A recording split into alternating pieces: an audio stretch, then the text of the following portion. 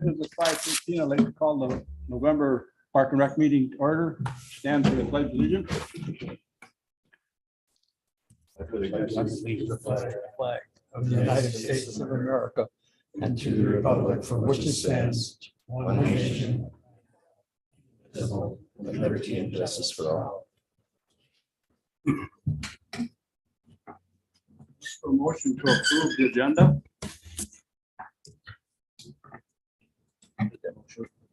I'll second. All in favor? Aye. Opposed? Carried.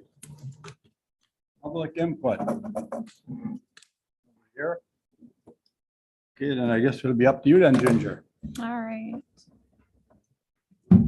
I'm just gonna go over kind of our, oh.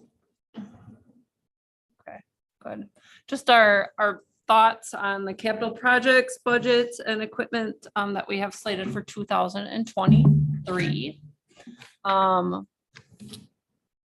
Our first request would be for the replacement of the senior van. We have a 2008 transit van and a 2016 van. Right now, we're using the 16. We'd push that back to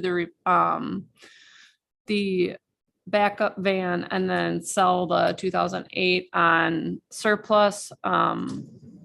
The price did go up since I first researched this to the 80-20 match would be the 20 match for us would be $26,580.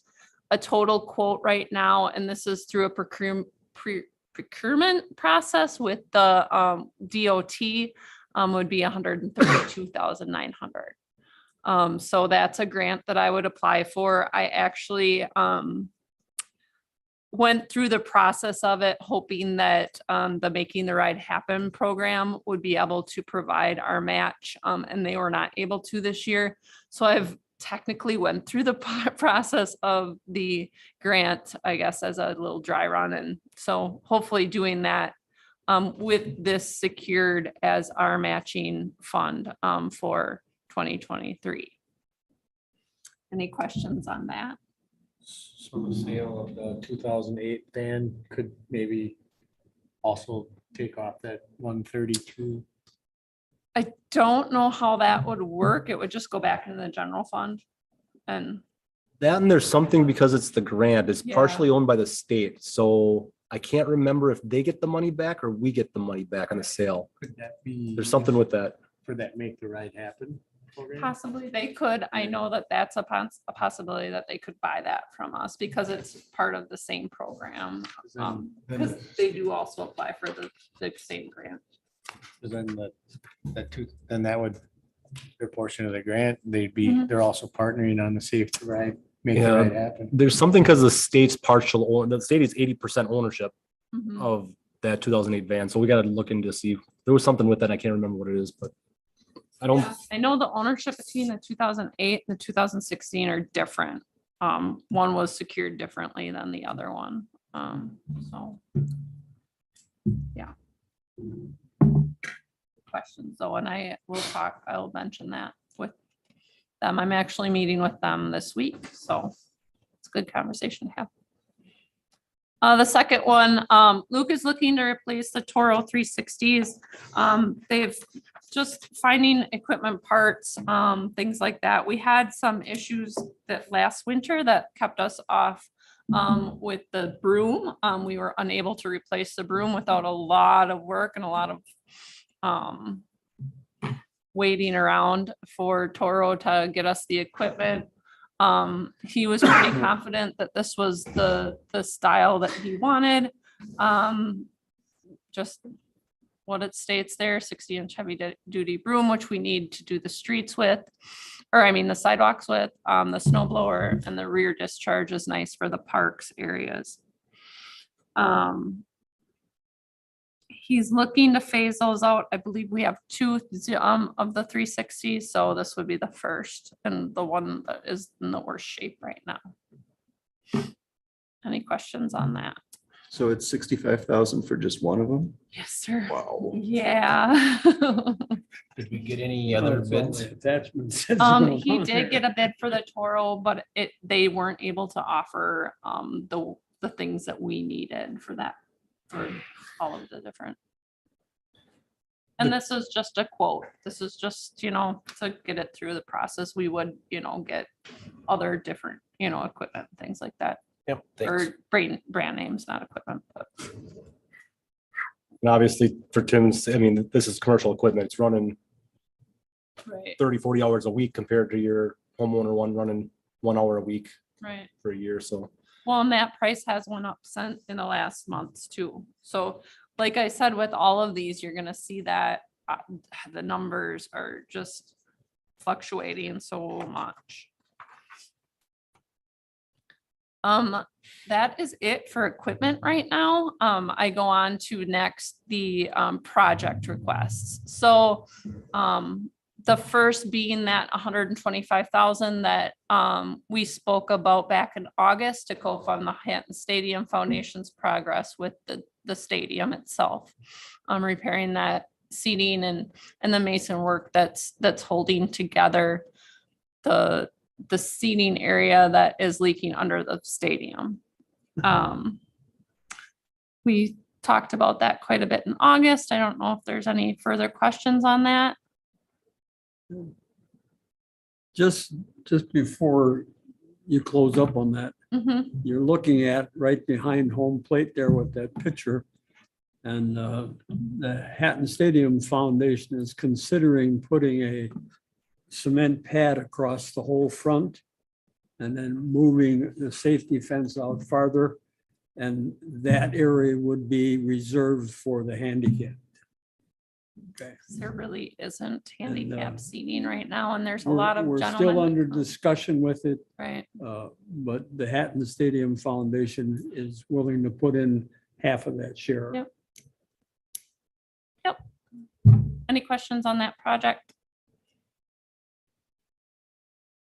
And then I'm gonna go to a riprap fill on the Berniger River Walk. I have most of the permitting process completed. The DNR's been great about answering any questions and making sure that we're being compliant with this.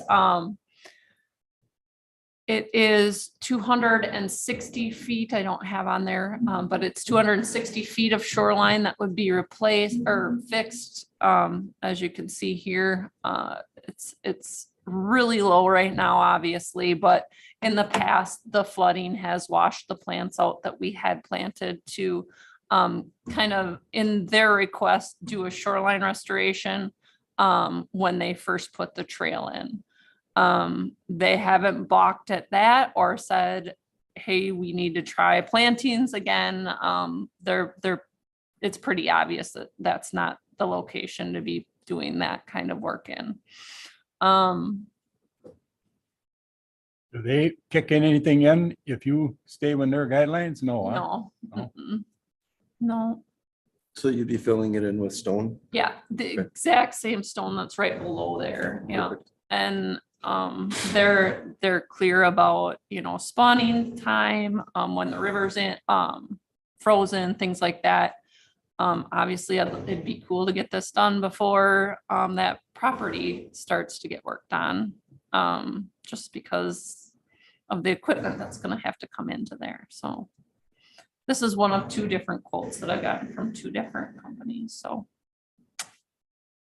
Would be complete with a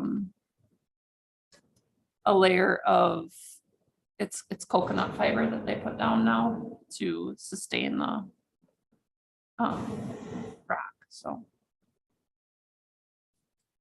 The DNR is fine with that. Yep, stuff. yep, that's the request. That's her request. Yep, yep. I actually had a quote from a company with just rock laid down and they declined that quote. They said that DNR they did? needed, they needed to have that barrier down.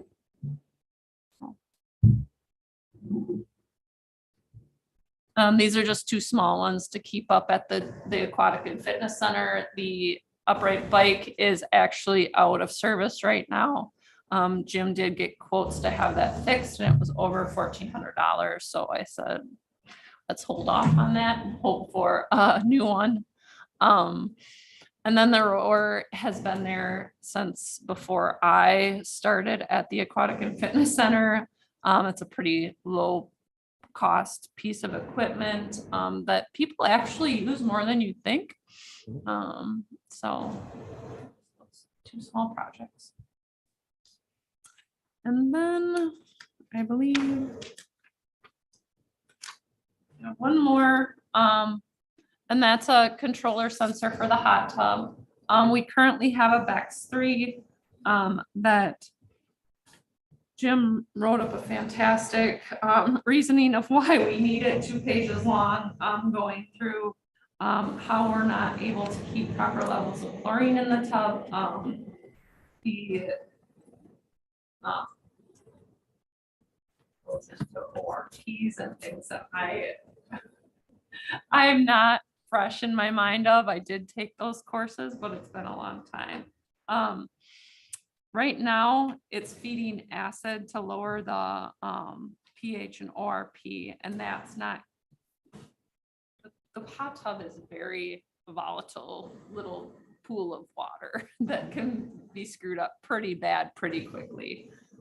So this would help with that and is recommended by the contractor that works with our facility. So that maintains chlorine in the hot tub. Any questions on that? I can email you the full reasoning. It's 2 pages long. So I can go back to any other slides. That's all. That's all I'm requesting, but I know that there's some pretty big ones there, bigger than last year for sure. These are all just for discussion, wait for the capital projects Correct. approval. Yep, we'll meet in December, and Yep. these are the things that I'll propose to finance. Sure. Has there been any development on the actual walls at Hatton Park? I know we were putting 40,000 towards. Yep, and we do have that money slated for that project, and the same company gave us a bid for and they would prefer to do it all at once so that they can keep their crews there. So it's the same, yeah. Same contractor, works well with the historic value of the facility. And we were looking and doing that every year, putting some money into. Oh, yeah, definitely, yeah. And I are they know go- I have it in the 10-year, I have it slated out, so. Were they gonna start by the gate? Is that what their plans were? On Werner Allen Boulevard, that yeah. large portion, yeah. Yep. I think it's spilled out onto the almost over the road, yeah. Do you have anything else for Ginger on the equipment? Hatton Park transfer responsibility. Okay, this is actually the memorial at Taft Park's transfer responsibility. At the last meeting that we had in August. Yes. Jim had presented some things to us as from the Veterans Memorial Foundation. I reread it, took some time with it. We spoke about the website and how we can make that more visible. I did make those changes. Did you think? Good, thank you. I was going to go, I don't think I did though, connect have the brochure available on the agenda, but I did not do that. I can get it for anybody that would like a copy of it. That was part of the agreement that we revised that. And then the 3 other things that were listed in their request were that we may do an ad hoc committee. So that means that whenever they find necessary that we meet, comprised of members of the local veterans. Then we'll discuss what we need to at that time. Just keeping them in the loop kind of about what's going on at Taft Park. And then the Memorial Foundation will transfer funds to the city to be used for major maintenance or future needs of the memorial. And then, like I said before, redesign and redistribute that application for individuals to connect with the Park and Rec department for any big needs with the memorial. I know on Chad's behalf, because he's the one that kind of did work with the group on the memorial, you know, we just want to thank you guys for all the work that you did. It's a beautiful piece of work in our downtown that's really appreciated. So with my suggestions of a number of 3 things, will I be looking for approval to do those 3 things with the Veterans Memorial? Talking now. Sure, go ahead. Where we are as far as the foundation over there is concerned is there's 2 things that have to be completed yet. I understand from Carl Sternhagen that he got the lights down to put in on the new section of walls, and he's hoping to be able to get it in before some terrible weather comes in. And all they really have to do is drill in front of each of the 8 wall 4-inch hole down to where the electrical boxes are and hook them up. And we're hoping to get that done yet before winter this year. If not, it'll be done first thing in the spring. The second one is on that picnic table shelter. We have some raw treated wood there that will have to be painted up next summer. We're covered. We're not sure if we want to put a metal cover over it or paint it. Fortunately, that metal covering, I looked at it and some pretty thin things. Kids could even rip them off pretty fast. So we're kind of leaning towards painting right now. The other things that are going on is I talked to you about a registration on a national registration of murals. It's really handled by the American Legion National in Indianapolis. And we have completed all the paperwork and sent it in just yesterday, okay, to get the registered. There's a few things that, I mentioned about the city, and looking back at some of the records that we had passed on for insurance purposes, I totaled it up right now to $316,000. That's the value of what we put into it and insurance. So that, we're pretty well in agreement on that. I don't think there's any issue there whatsoever. The other things, we do have an account over with the Waupaca County National Resources Board where we've been putting money into. That will be closed out before the end of this year. And that's going to be divided up into 3 sections. And one of those sections will be coming to the city. Of the remaining funds that we have. So, questions? Again, our foundation thanks this board for all the things we've done, and some good, some not so good, but that's happens in the world. Thank you. Thank you. Thank you. So we're gonna look for approval for a transfer of the responsibility from Taft Park. So I'd look for a motion to transfer Taft Park transfer of responsibility from the veterans to the city of London. And that would be for the Veterans Memorial. That's, yeah, we'll Correct. pick that for Veterans Memorial. Yeah, I'd look just for- so, we should probably get those pamphlets out, the registration forms. Yep. We can get them done this week. They're out If there. you want me to Yep. do it, I can do it. And Oh, on the send 'em out. kiosk, okay, yep, Okay. I can take care of that. So I would look for that motion. I'll make that motion for the transfer. Second. Motion been made and seconded to transfer the funds from the Taft Park. All in favor? Aye. Spectrum next. Ginger. All right, Chad is gonna give an update on the stance that Spectrum and Charter is holding with the local PEG channels right now. Josh Misty, our producer, is actually going to be attending some meetings this week at their conference. So hopefully maybe he can give us an update on that, but Chad can go on further. So just to kind of a little history for some of you who haven't been on the council for a while, and I'll lead into the article that was included in the packet. Prior to 2019, municipalities would contract with local video service providers like Spectrum or Charter or AT&T.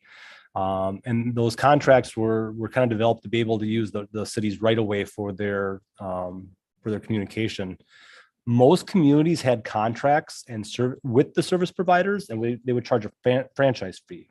And if you remember, we used to have a cable commission. I don't know, some of you guys that have been here for a while, we used to have a cable commission. Then one of the primary duties for that cable commission was negotiating that service contract with the like Charter or Spectrum. And then we would negotiate a franchise fee for the use of the right of way. That franchise fee was a percentage, and it was put on to the consumer bill. So when you look at your bill, there's the taxes and whatever, but then there's a franchise fee that's usually on there. And municipalities would negotiate different percentages. So every municipality kind of had a different contract out there. You know, maybe it was generally the same, but there was different nuances between the different municipalities. For example, many of those service providers also provided cable TV access free to public buildings and schools. Well, in 2019, the state law changed, and then the state basically took away the power that the municipalities had. And they changed it from, instead of every municipality doing their own contract and having different things going on, they went to a general contract statewide. And you can kind of say, well, maybe that was a good thing to allow one contract out there so everybody doesn't have different contracts out there to be different, but also it took away local control again. So another aspect where the state came in and said, well, we're taking away your local, your local rights, and we're going to take care of things for you. In that contract, which was lobbied very heavily by like AT&T and some of the other providers, it changed quite a bit of the nuances of the services that the service providers would give. At that time, they took away any of the free cable TV to public buildings and schools.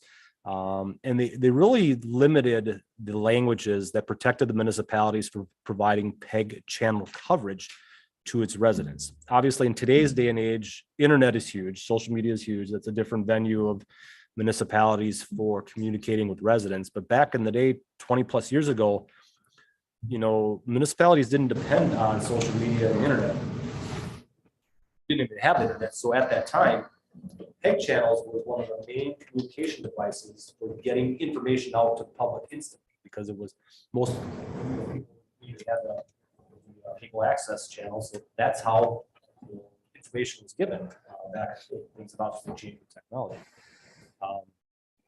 But in the last round of changes in the 2019 or 2019 law, that took away quite a bit of those local rule type things that the municipalities had for PEG channels. Then shortly after that, around the 2020 budget, the state changed things again, and then they reduced the franchise fee that the service providers like Spectrum and Charter need to pay to municipalities. So another way that the state's throwing on levy limits and clincher restraints and shared revenue reductions, and then, we're going to reduce your PEG channel franchise fees. But the state did, and I don't know how the lobbying happened with this, but then the state did say, okay, we're going to reduce the amount that Spectrum owes you in your franchise fee, but the state will pay the difference to make the municipality whole. And another way that the lobbying efforts of the Spectrum and the Charter reduced their liability, but then they threw it on all the taxpayers, because now the state taxpayers were paying the difference. But to get that, we have to apply for it every year. So that difference that the state's paying us for that, Judy has to apply that for every year. If we don't apply for it, we don't get it. And the other concern is, is the state someday going to take that away too? So who knows what's going to happen there? I'll get into the article that I put in the packet. This was actually from the last League of Wisconsin Municipalities newsletter. If you read through it, it talked about the next challenge that's going on with service providers and PEG channels. Wisconsin Community Media is the state organization.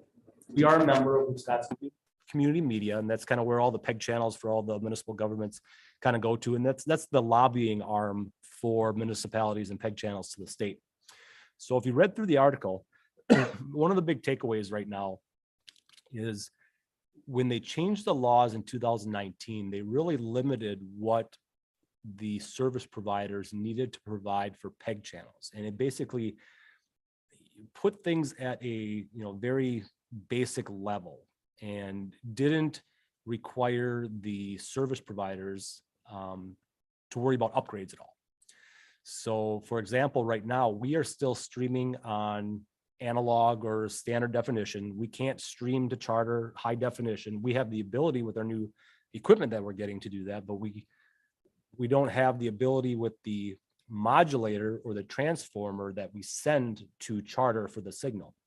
Now, we have had problems with Spectrum in the past. There have been, numerous times that all of a sudden our PEG channel is down. We get calls from the public saying, hey, we got no service again. We can't see what's going on.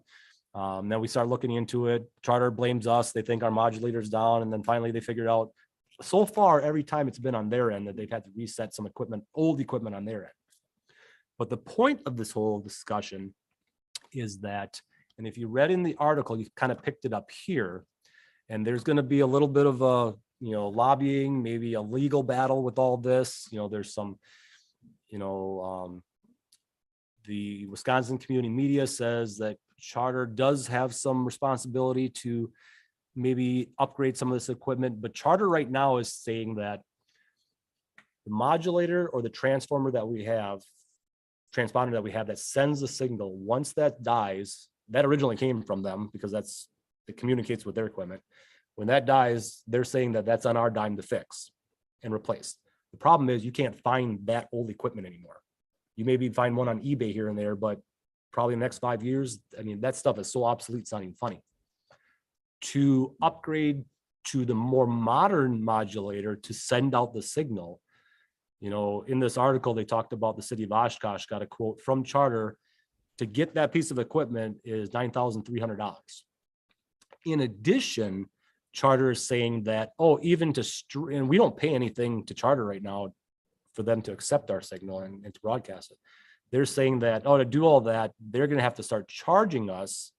They gave Oshkosh a quote, $780 per month per channel, or $18,000 per year for them to accept that HD signal. So there's some stuff going on in the state, whether that's our liability, whether they can charge us for that or not, who knows. But the point of this all is, if that modulator that we currently have in there, which is years and years old equipment, when that dies right now, we are not going to be able to broadcast our PEG channel on the cable channel anymore without upgrading. So either A, we probably will have to pay for this modulator, but B, are we going to have to pay for this monthly service that Charter's saying or Spectrum is saying that we have to pay?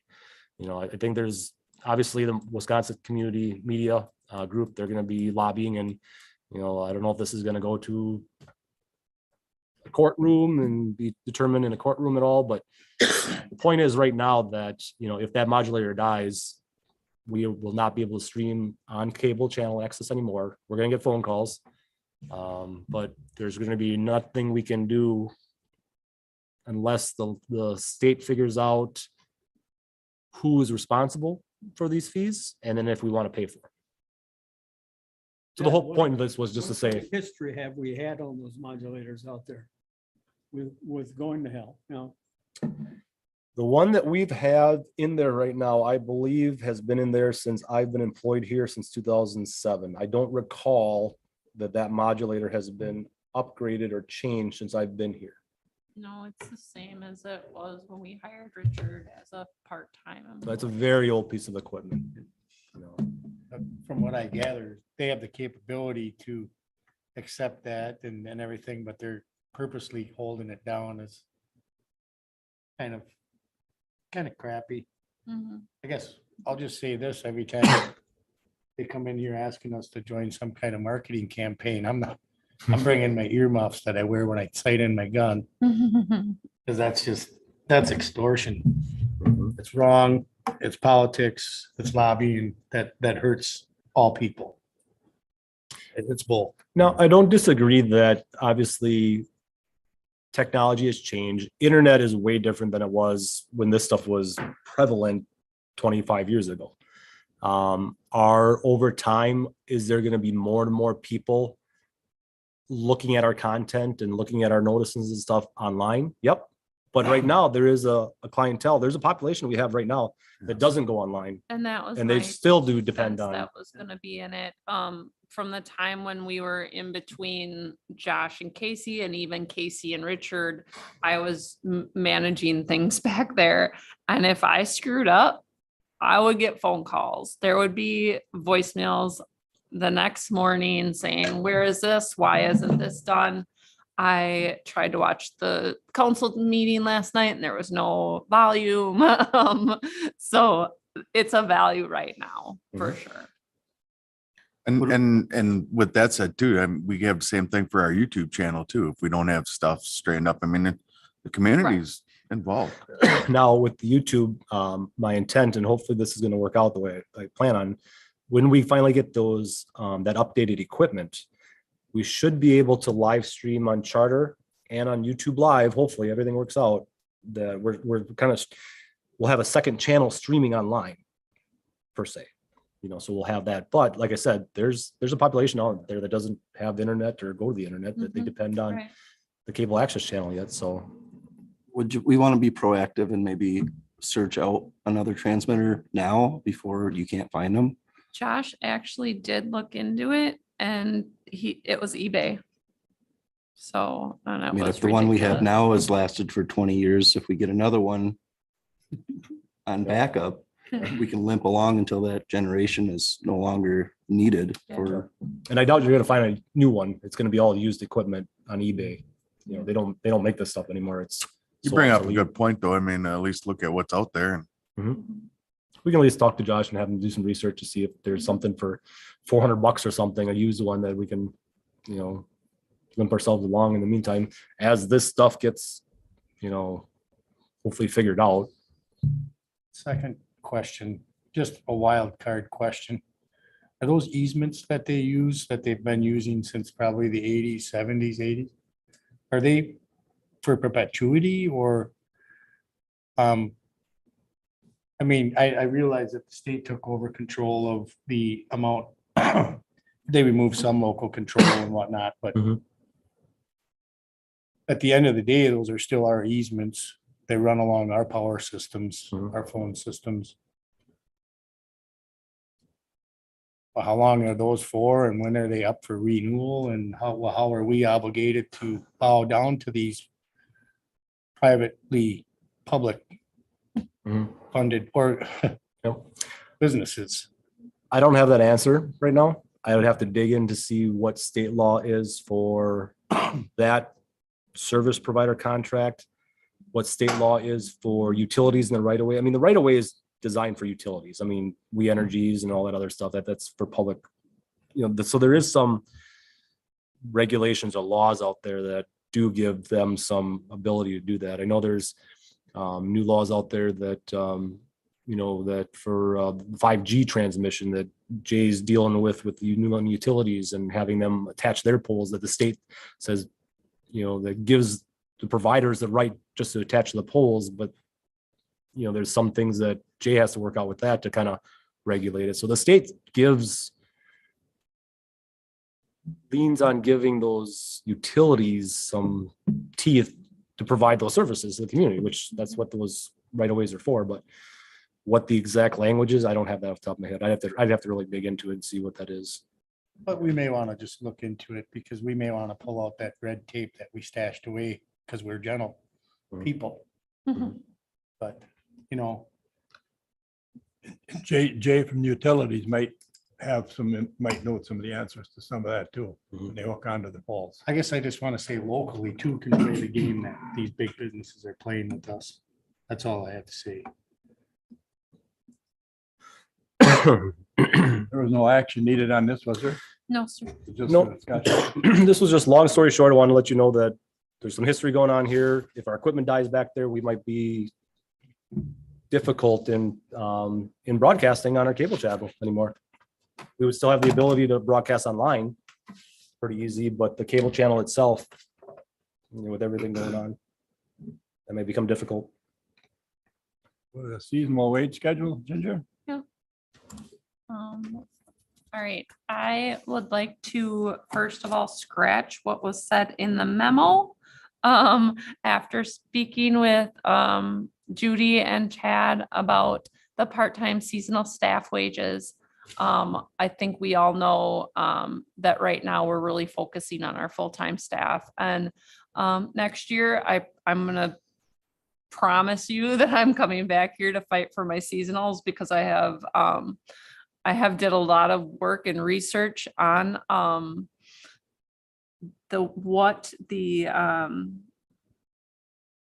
the seasonal wages are in the area and in the profession, and we're quite low, but we're not unreasonably low. There's program instructors in Oshkosh that are making 12, but that's Oshkosh and this is New London. I don't know many 16-year-olds that are going to drive to the valley for a job. So hopefully we can still rehire at these wages. They're the same as they have been the last since I believe 2018. I did include a couple caveats, just that kind of the annual raise is something that we always give them if approved by you, of course. And then also what we're finding is that the juniors and seniors are the ones that are dropping off at their third year of employment. So we get them as freshmen, sophomores, and then by the time they're 17, they're more likely to drive into the valley. They're more comfortable driving a car, things like that. So with that, upon the third anniversary of their employment, I'm proposing that they would get an additional 50 cents on top of the 50 cents that we would already be doing. So it'd be a full dollar raise for that longevity of that employee. Having a 17 and 18-year-old on staff at the pool or at Camp Hatton is of huge value to us. There's a lot of maturity there that you don't see as a 15-year-old or 16-year-old. So that's my only change with the proposed seasonal staff wages for this year. And that's really all I have. Anybody have any questions? Move on to director's report. We'll need to have that Oh, approved. that has to be Yeah. approved. You're gonna send that to council for blessing. Yeah. Thank you. I look for a motion to approve the seasonal wage schedule. I'll make that motion. Second. Motion been made and seconded. All in favor? I, Opposed? Carried. Okay, everything that you see in my report, the only other things that I want to comment on is that Morgan did a fabulous job at the Haunted Trail this year. She had over 500 people walk through, which is phenomenal. That's a good year. It's 200 more than last year, so I think she did a great job promoting. She wanted to make sure that I thanked all the staff and our sponsors and everybody that helped her out with that. It was a successful night down at Hatton Park. The other thing that I want to note that is in here is that we are currently doing reference checks for a full-time administrative assistant candidate. She came in and did her second interview and did a very good job with the Word and the Excel and the reading and things like that. So I actually got one reference right before this meeting that was very positive. So I'm hoping to speak with the next reference within this week and offer a position so that there's somebody sitting there taking notes for me next week or next month, sorry. We definitely miss it in the back office. It's a very strapped time right now for us. You may all have seen that crews are over at the Newton Blackmore Trail. We'll have a bigger update on that in December. And that's really all I have. That's anything to note. You can read through the rest of it. Do they see any problem with the time frame on that Newton Blackmore Trail? They actually have 2 crews working on it now. So I think that it's going, from what I've seen, they're working from both sides and working in. So that is a huge positive for me. It was out there. I walked it out Saturday. I took some pictures. I didn't Yeah. bring my phone along with me, but it really looks impressive. It's, yeah. Yeah. It's a lot of movement. Yeah, it really, the way it went underneath the roads and stuff, Mhm. it looks nice. And you, Chad, said something about they gotta put some fence and stuff along the railroad tracks and stuff.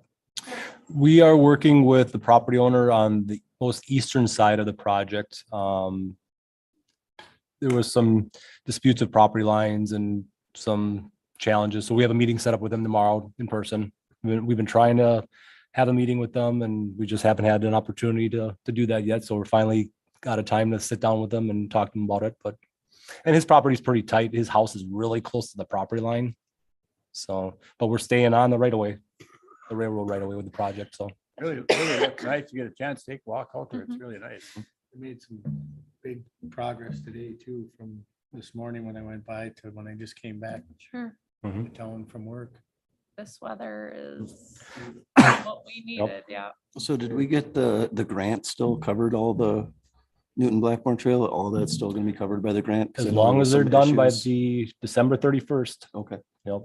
If all of a sudden something happens that they can't do the project, then we would have to go back to the state and beg them to extend it again.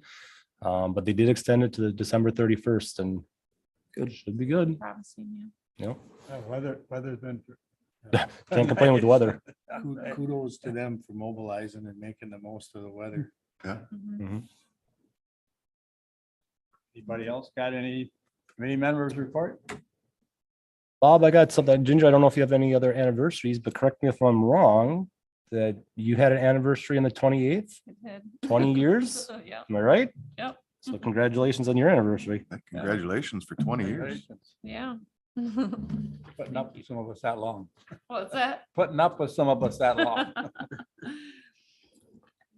Future agenda items? So we'll do a Newton Blackmore update. Other than that, I can't think of anything right now. Do we maybe want to talk about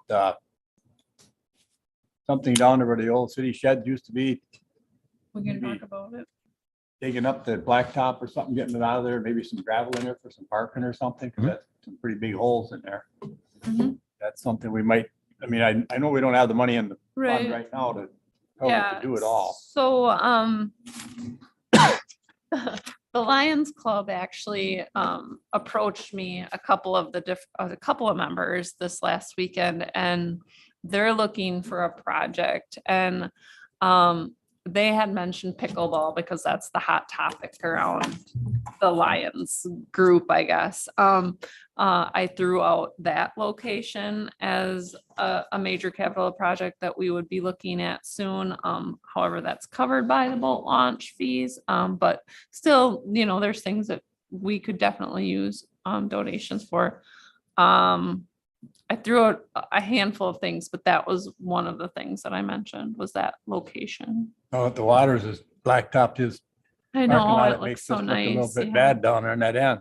Yeah, So we could at least get the blacktop maybe out of there and some stone, some Put gravel. in gravel there down. for- that would be a cheap fix Yeah. for now. Well, like yeah. Ginger said, as long as it's tied into the boat launch, you can use boat launch funds. And how much do we got in there right now? 20,000. 20. I think it's 20 in there. Well, 20 or- Judy will report it tomorrow night Yeah. in a report, so we can find out how much we got sitting in the boat launch fund. right. But that's what project we've been talking about for putting some docks in or something, whatever. If we get at least a park and stuff, do it Right. one step at a time. Mhm. Right. And it'll just make it look better. I mean, Yeah. just a Absolutely. simple Yeah. facelift. Mhm. Anybody else got anything? I was gonna look quick to see how much is in there. Confirm our next meeting date, Tuesday, December 6th. Does that sound like it works for everybody? Yeah. Nothing else? I'd look for a motion to adjourn. I'll move to adjourn. Second. Motion been made and seconded to adjourn. All in favor?